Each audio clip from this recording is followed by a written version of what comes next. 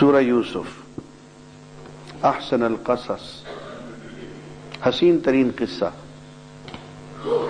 اور یہ حسین ترین قصہ یوں ہے دوستو کہ اگر کبھی غور کرو تو اس کے کردار وہی ہیں جو ہر قصے میں ہوتے ہیں.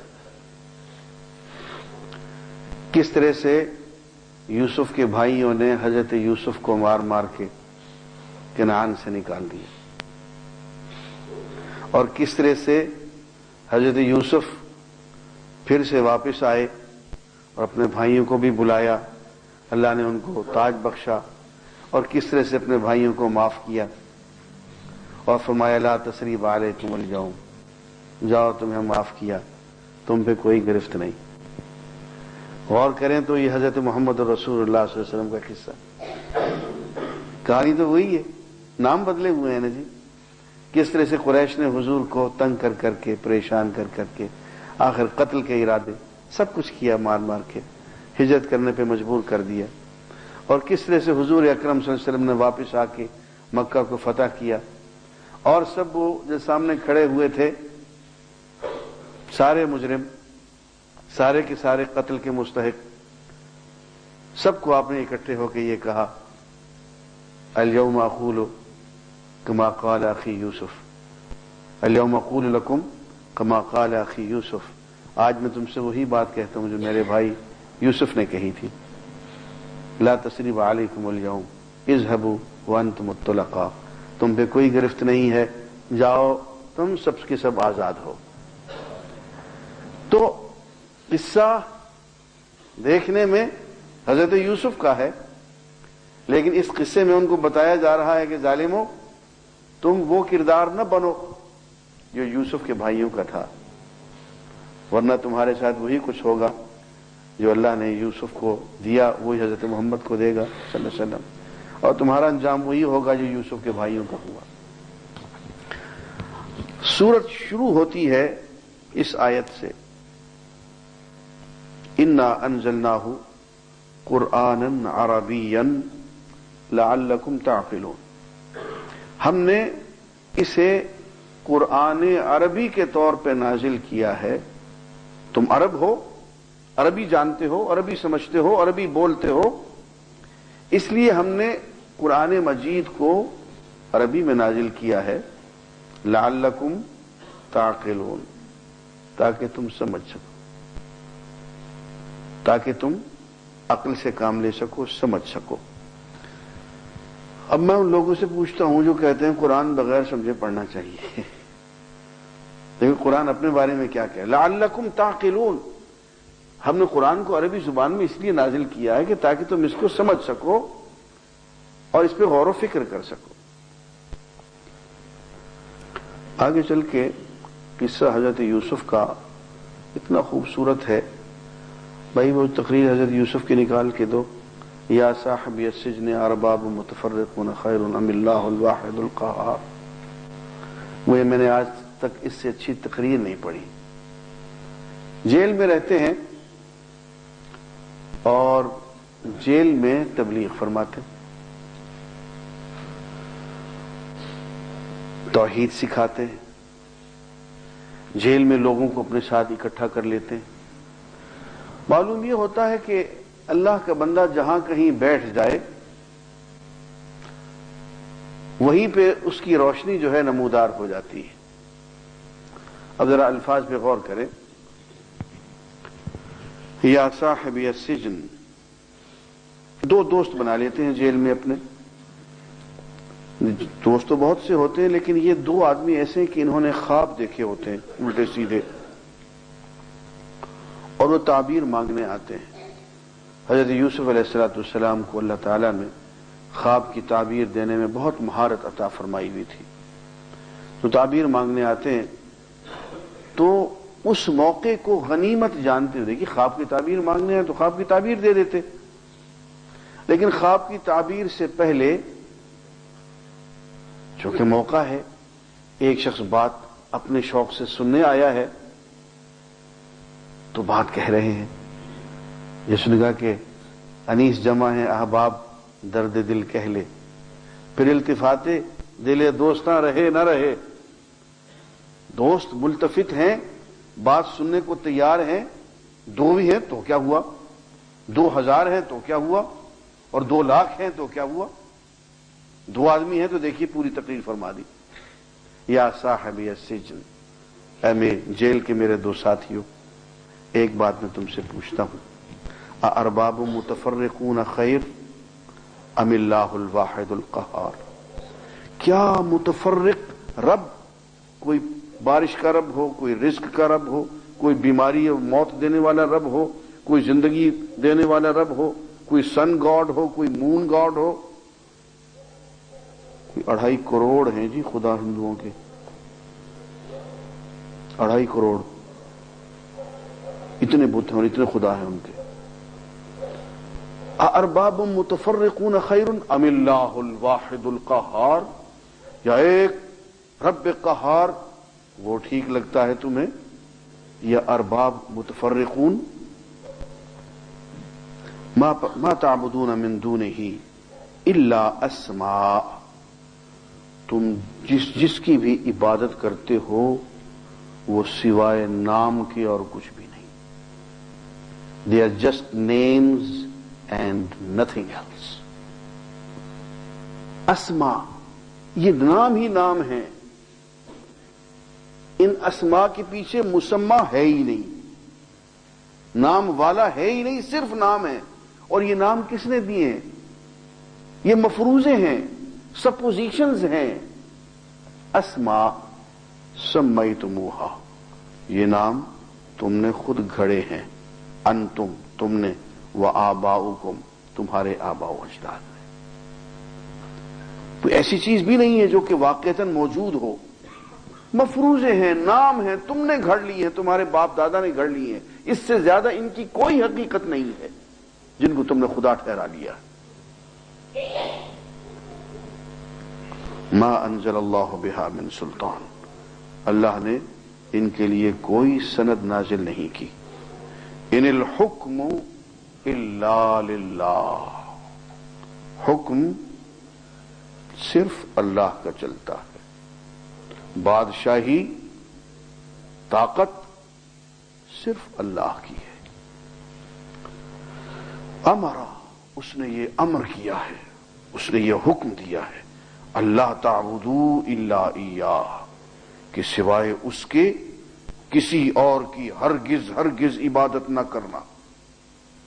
ذالک الدین القیم، یہ ہے سیدھا سیدھا سچا دین.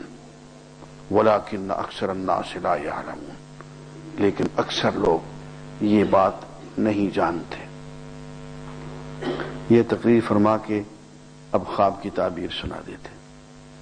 یا صاحبی السجن، میری قید کے 2 ساتھیوں، اما احدکما فیسقی ربہ خمرا، تم میں سے ایک جو ہے وہ اپنے آقا کے لیے شراب کشید کیا کرے گا. دوسرا واما الآخر، دوسرا فیسلب، اس کو صلیب پہ لٹکا دیا جائے گا. فتأکل الطیر من رأسہ، پرندے اس کے سر کو نوچ نوچ کے کھائیں گے. قضی الامر الذی فیہ تستفتیان، وہ امر جس کے بارے میں تم مجھ سے فتویٰ پوچھ رہے تھے اس کا فیصلہ سنا دیا گیا. یوں ایک تقریر جو کہ حضرت یوسف علیہ السلام نے دین کی تبلیغ کے لیے کی، اس میں ہمارے لیے بہت سے درس ہیں. دیکھیے کتنی محنت اور گرم جوشی کے ساتھ 2 آدمیوں کو بیٹھ کے سنا رہے ہیں. حضرت شاہ عبدالعزیز دہلوی رحمۃ اللہ علیہ جامع مسجد دہلی میں کبھی کبھی جمعہ نماز پڑھاتے تھے. ایک مرتبہ اعلان ہوا کہ شاہ صاحب جمعہ پڑھائیں گے. اب وہ جمعہ نماز پڑھا کے خطبہ دے کے مسجد کی سیڑھیوں سے اتر رہے ہیں کہ ایک دیہاتی بھاگا بھاگا آ رہا ہے اور وہ کہتا ہے کہ حضرت شاہ صاحب کی تقریر ہو گئی. لوگوں نے کہا ہاں تقریر ہو گئی، نماز بھی ہو گئی. وہ کہتا میں تو اتنی دور سے صرف شاہ صاحب کی تقریر سننے آیا تھا. تو شاہ صاحب وہیں سیڑھیوں پہ بیٹھ جاتے ہیں اور ساتھ ہی اس کو بٹھا لیتے ہیں اور اپنی پوری تقریر اس اکیلے کو سناتے ہیں۔ وہ کہتے ہیں اے اللہ تیرا شکر، میری تقریر سننے والا کوئی آ گیا۔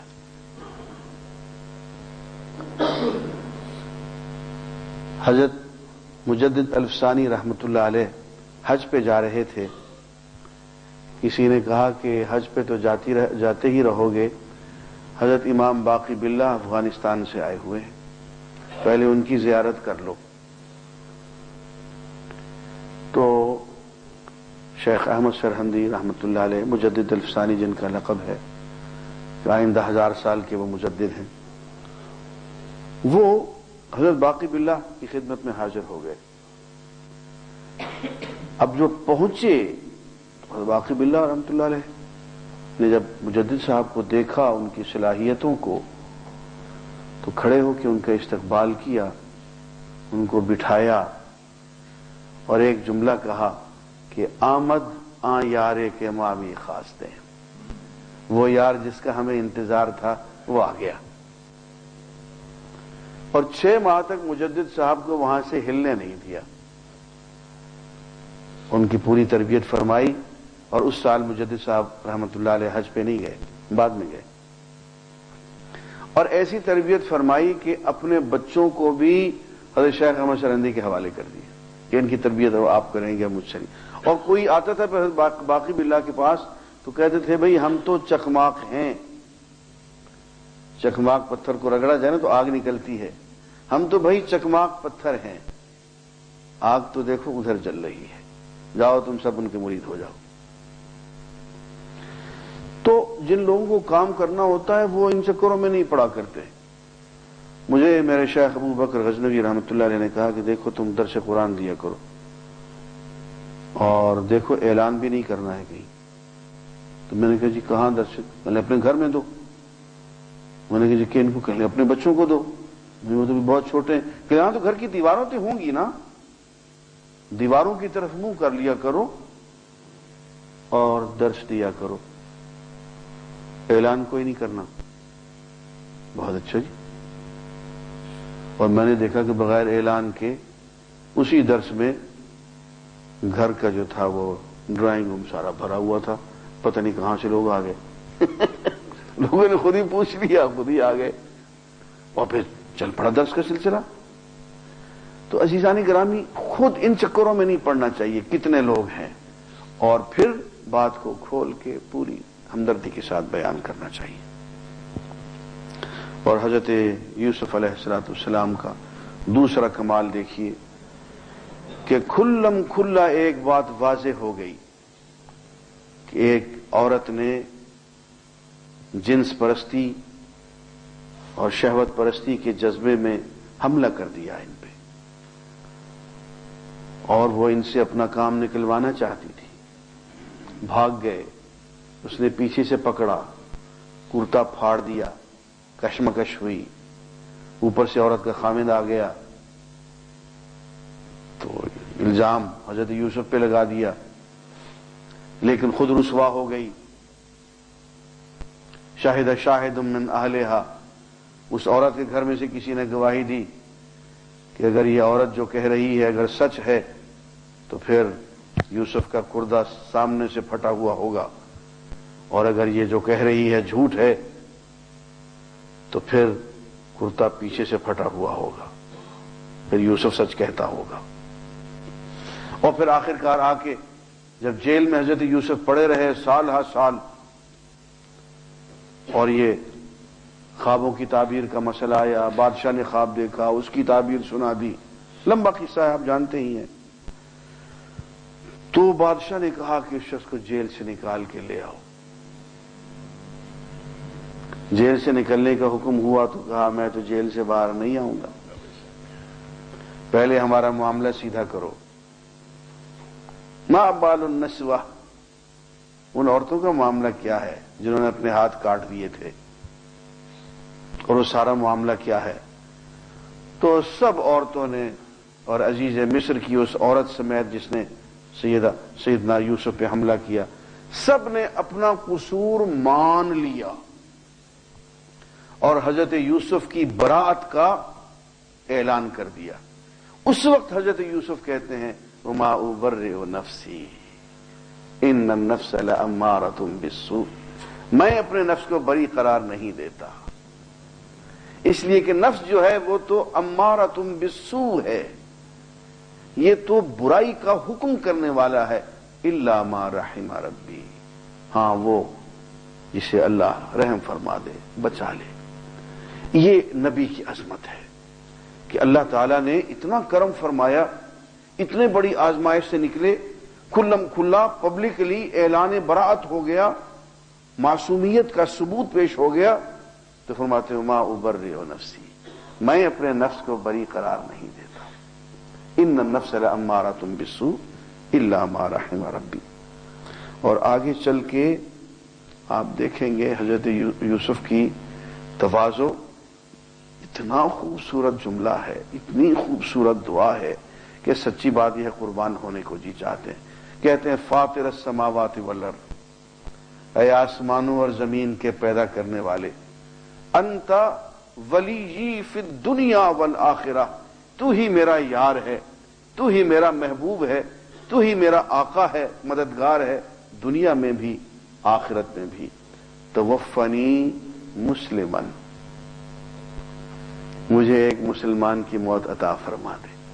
ہائے ہائے ہائے، کہہ کون رہا ہے نبی ہوتے ہوئے توفنی مسلمن، ایک اطاعت گزار انسان کی موت مجھے عطا فرما دے، وَأَلْحِقْنِي بِالصَّالِحِينَ، اور مجھے نیک لوگوں میں شامل فرما دے۔ وہ بھائی پروٹوکول پہ غور کرو، پہلے نبی آتا ہے، پھر صدیق آتا ہے، پھر شہید آتا ہے، پھر صالحین آتے ہیں۔ دیکھیں سارے پروٹوکول کو توڑ کے اپنے آپ کو کہاں فٹ کر رہے ہیں؟ الحقنی بالصالحین، مجھے صالحین میں شامل فرما دے۔ یہ انتہا ہے تواضع کی۔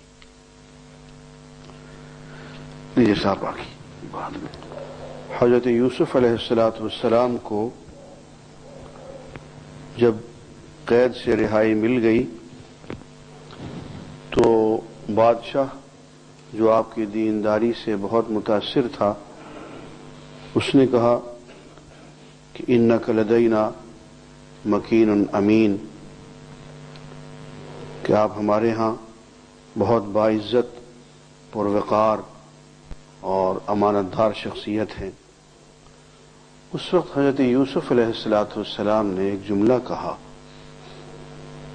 اور اس سے بہت سے اسباق ہمیں ملتے ہیں۔ آپ نے فرمایا کہ اے بادشاہ اجعلنی علی خزائن الارض، مجھے اپنی سلطنت کے خزانوں کا نگران بنا دے۔ انی حفیظ علیم، میں حفاظت کرنے والا بھی ہوں اور علم والا بھی ہوں۔ دو صفات اپنی بتائیں، ایک حفاظت کرنے والا، لوٹنے والا نہیں ہوں، کرپشن کرنے والا نہیں ہوں۔ معلوم ہوا کہ حکمران کی سب سے پہلی صفت جو ہے وہ اس کی انٹیگریٹی، اس کی امانت، اس کا حفیظ ہونا ہے۔ دوسری صفت علیم، علم والا ہو، انگوٹھا چھاپ نہ ہو۔ جو کام وہ کر رہے ہیں، جو کام سونپا جا رہا ہے، جو کام سنبھالنے والے ہیں، اس کام کی مہارت، اس کام کا علم حاصل ہو۔ تو دو چیزیں ہوئیں، ایک انٹیگریٹی، آنیسٹی، اور دوسرا ایفیشنسی، کام کی مہارت، اس کا علم۔ حضرت شعیب کی مدائن میں حضرت شعیب تھے نا، حضرت شعیب کی بیٹی نے بھی یہی بات کہی تھی حضرت موسیٰ کے بارے میں، یا ابت استاجرہ، اے ابا اس کو نوکر رکھ لو، ان خیر من استاجرت القوی الامین، بہترین آدمی جسے کہ نوکر رکھا جا سکتا ہے اس میں دو صفتیں ہوتی ہیں، القوی الامین۔ یہاں قوی علیم کے معنوں میں ہے کہ اس میں کام کو کرنے کی صلاحیت موجود ہے، قوت موجود ہے، مہارت اور علم موجود ہے، اور دوسری یہ کہ امین ہو، حفیظ کے معنوں میں، امانت دار ہو، بے ایمان نہ ہو۔ ہمارے ہاں اس ملک میں کوشش کی جاتی ہے کہ کام کرنے کی مہارت پیدا کی جائے، اس پہ ٹریننگز ہوتی ہیں، سیمینارز ہوتے ہیں، اس مہارت کو حاصل کرنے کے لیے ملک سے باہر بھی بھیجا جاتا ہے،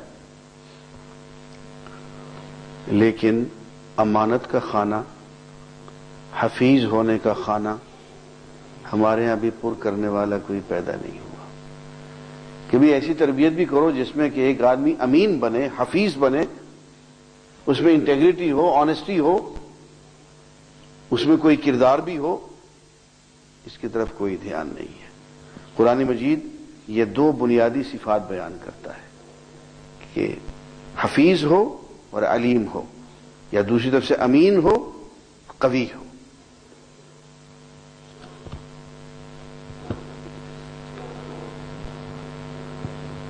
اس کے بعد ہم سورہ الرعد میں آتے ہیں۔ سورہ الرعد میں جناب یہ آیت ذرا نکالیے، اللہ یعلم ما تحمل کل انثی، ذرا نکال لیجیے۔ اس سے پہلے میں یہ دوسرا سنا دیتا ہوں۔ حضور اکرم صلی اللہ علیہ وآلہ وسلم نے اپنے صحابہ میں سے ایک صحابی کو بھیجا ایک شخص کے پاس دین کی دعوت کے لیے، تو اس نے دین کا مذاق اڑانا شروع کیا، لیکن اس کی بدبختی یہ، بسم اللہ،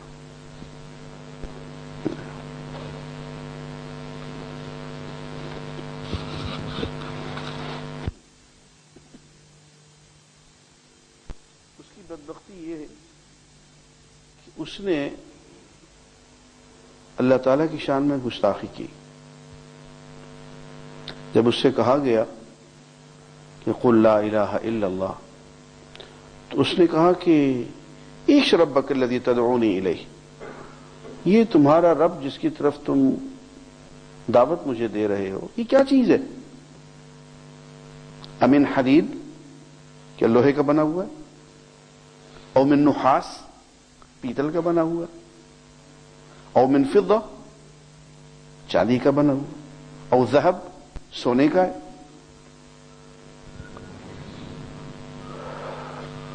تو اس قسم کی وہ باتیں، وہ پھبتیاں اللہ تعالیٰ کی ذات گرامی پہ کستا رہا۔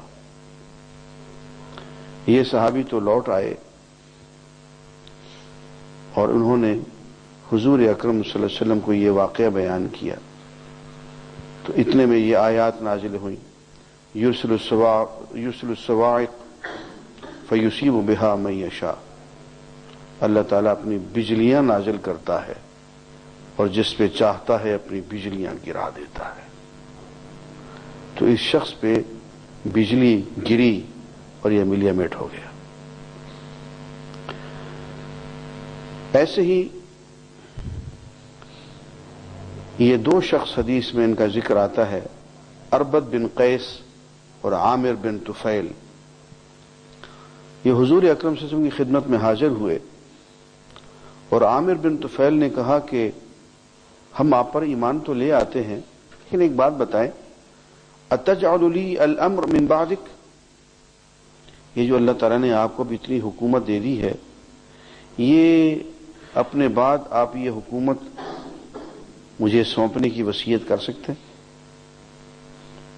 آپ نے فرمایا نہیں، نہ تجھے، نہ تیرے قبیلے کے کسی آدمی کو، نہ کسی اور شخص کو۔ بسم اللہ۔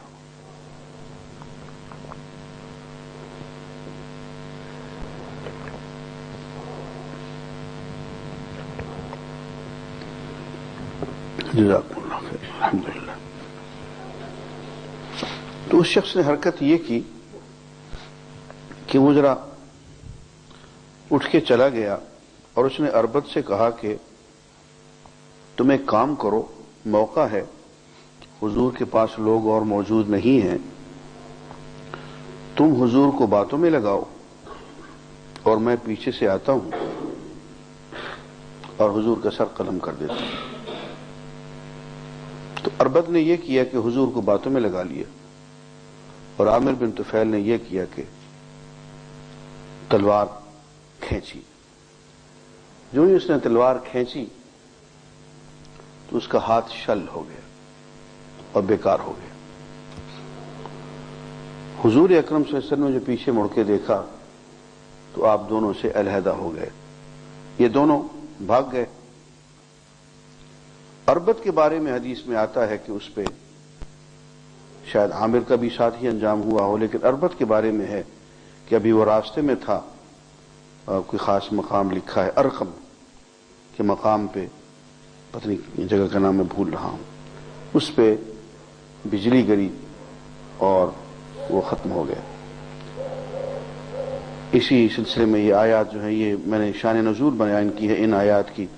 اللہ یعلم ما تحمل كل انثى وما تغيض الارحام وما تزداد وكل شيء عنده بمقدار عالم الغيب والشهادة الكبير المتعال سواء منكم من أسر القول ومن جهر به ومن هو مستخف بالليل وسارب بالنهار له معقبات من بين يديه ومن خلفه يحفظونه من أمر الله إن الله لا يغير ما بقوم حتى يغيروا ما بأنفسهم وإذا أراد الله بقوم سوءا فلا مرد له ما لهم من دونه من وال هو الذي يريكم البرق خوفا وطمعا وينشئ السحاب الثقال ويسبح الرعد بحمده والملائكة من خيفة ويرسل الصواعق ويصيب بها من يشاء وهم يجادلون في الله وهو شديد المحال.